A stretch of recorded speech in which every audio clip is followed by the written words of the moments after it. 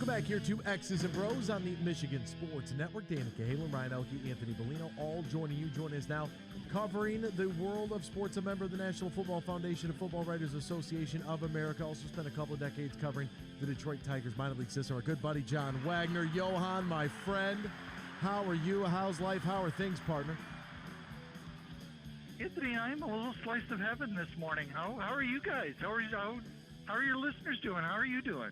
Everybody's pretty good. We're pretty docile right now for the most part, which is kind of shocking. It's I think we're gearing up for what might be one of the as I mentioned yesterday, a very, very difficult spring season for us. You know, April and the D, we're usually excited about that. We're usually excited about the potential of March Madness, what that means for the Izzo kids, what it means for Michigan. And to be honest with you, things are looking a little grim. Basketball-wise, it might only be Michigan State getting into the tournament. The Pistons and the Red Wings aren't going to be anywhere near the playoffs, it doesn't seem like. And we are looking at a Tigers team that might lose 100 games this year. So things are looking a little bleak here, John. Yeah, wow. You know, Anthony, you beg a question, and I know you're the one who's supposed to ask the questions, and I'm the one who's supposed to answer them. But you've just put a question in my mind, and I got to ask it. So is it okay if I ask you the question? Absolutely. Inquiring minds would like to know. Outstanding. Here's the thing. I mean, and you just mentioned it, and that's what prompted me to ask you this question. You just mentioned the Tigers have done extremely little in free agency this offseason. Made two trades.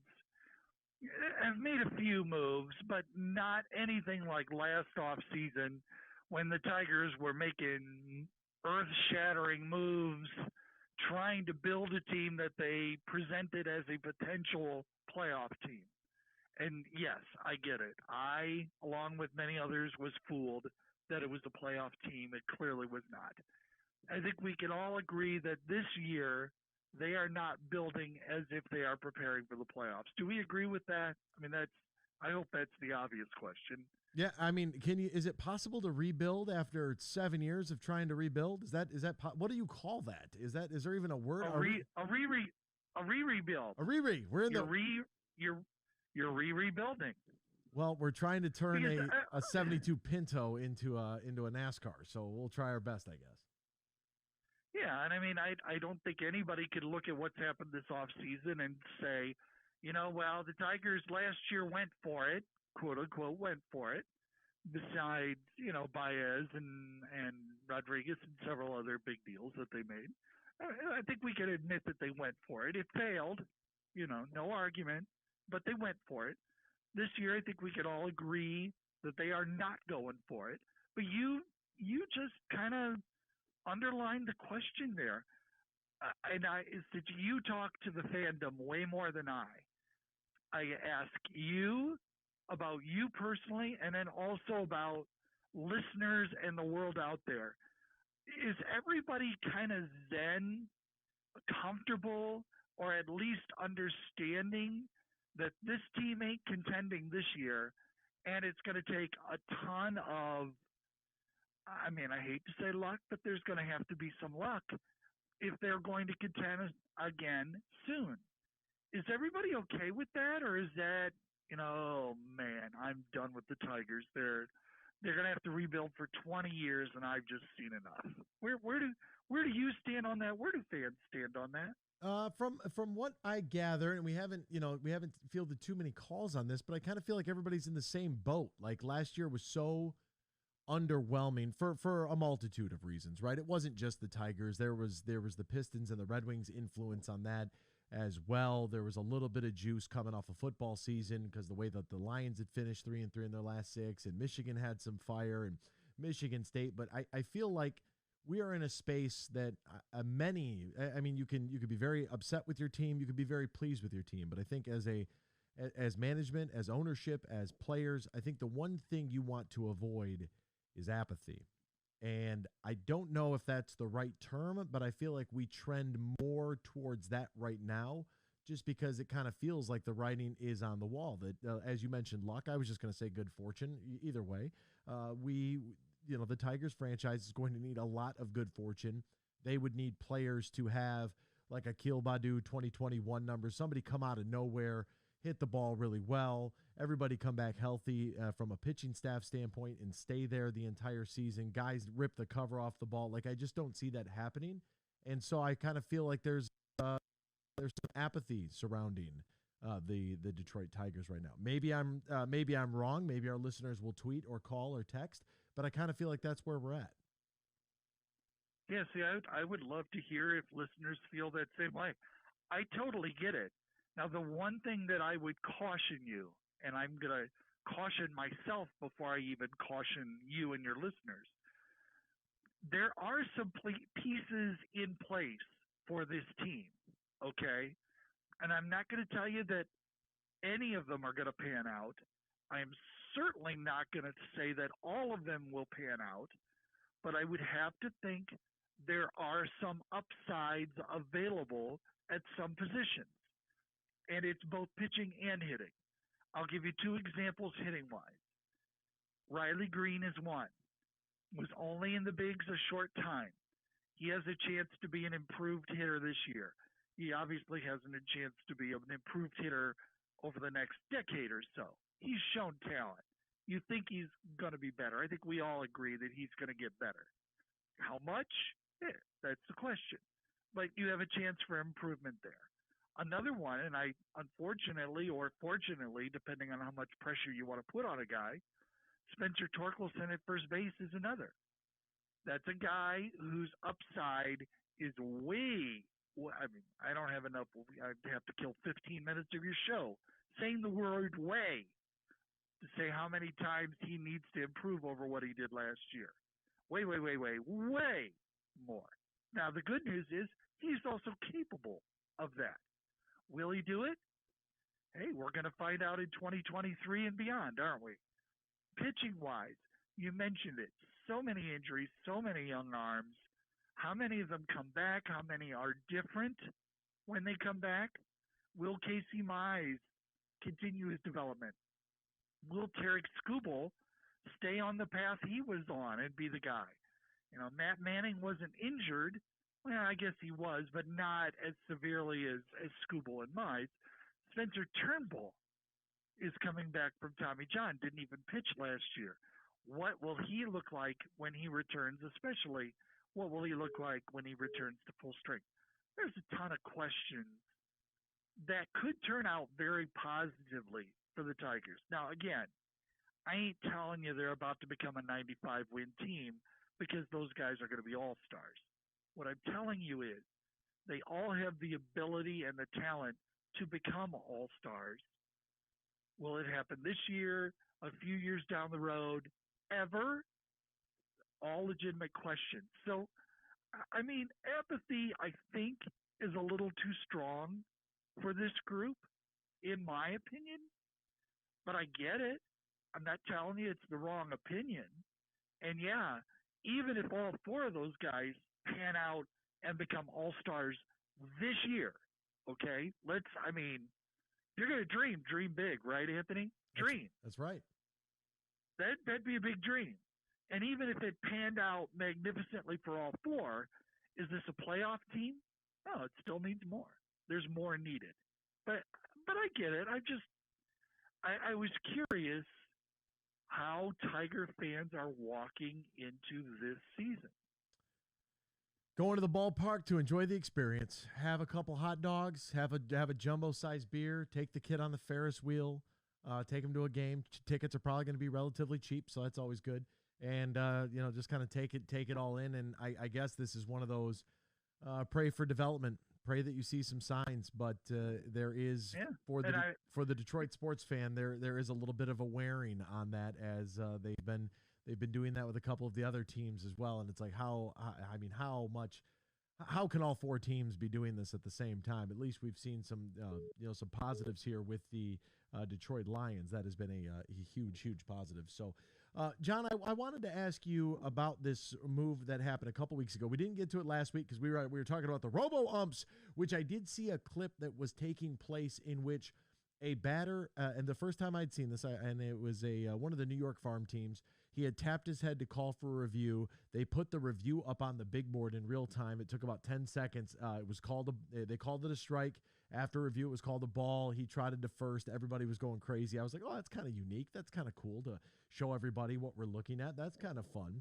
But there was another piece of news that we didn't get to, and that's that the Detroit Tigers announced that they are going to adjust Comerica Park's outfield dimensions and the wall height ahead of opening day this season. Comerica previously had the deepest center field wall in the majors at 422 feet.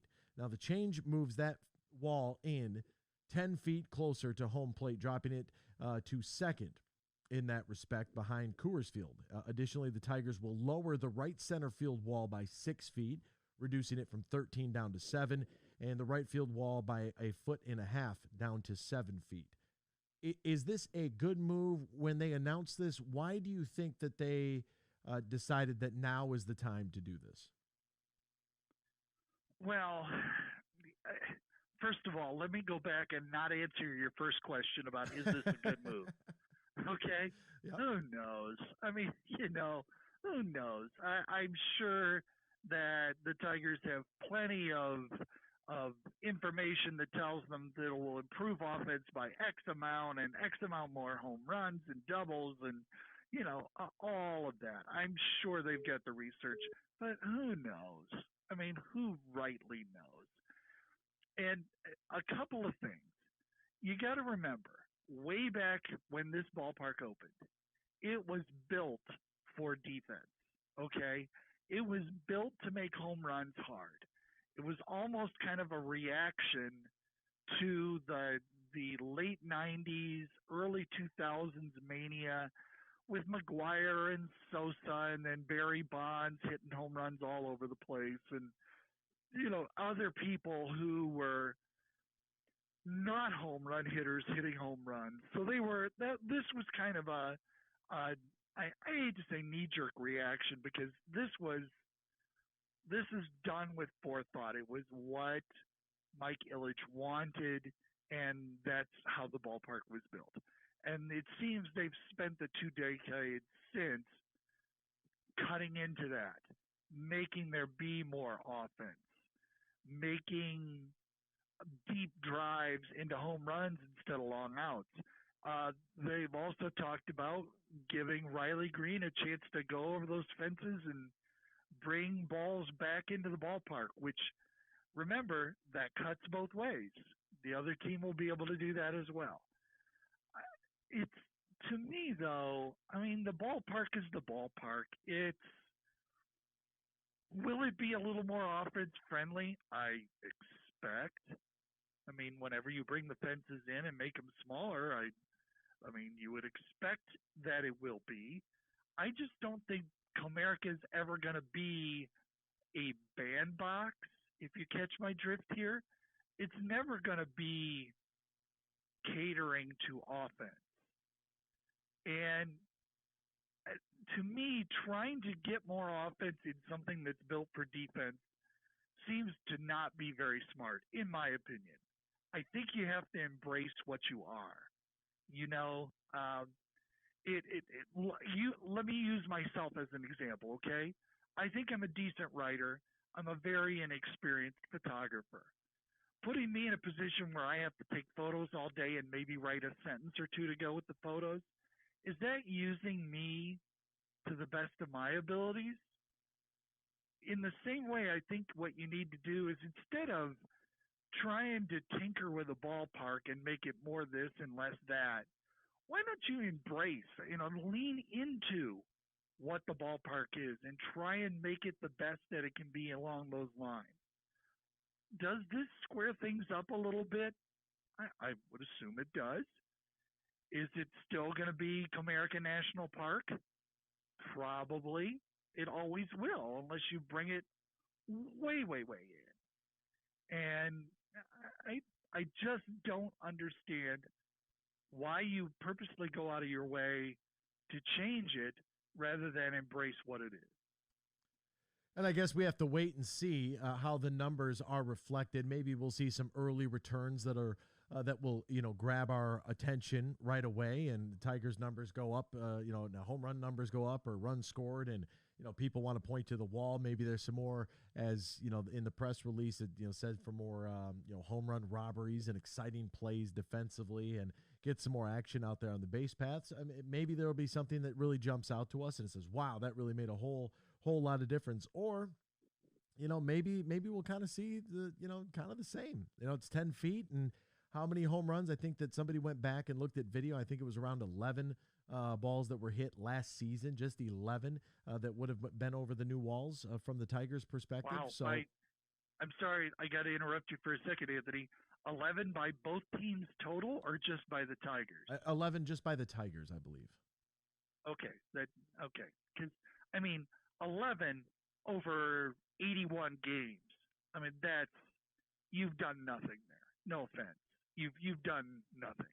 That's a tiny amount. I mean, that's telling you that every 7 games you play in that ballpark, you're going to have one extra home run. Mm-hmm. One. And maybe it's why even bother? Maybe it's because they see what they have and they're like, hey, we need to be able to generate some more offense, and maybe the guys will hit it a little better this year. We can only hope so. We'll cross our fingers, and maybe this this moved in wall benefits us. Yeah, and perhaps they were finding that hitters did not want to come to Detroit because of the dimensions. And again, this is where I would say, well, let's lean into this. You would think if hitters hate it, pitchers love it.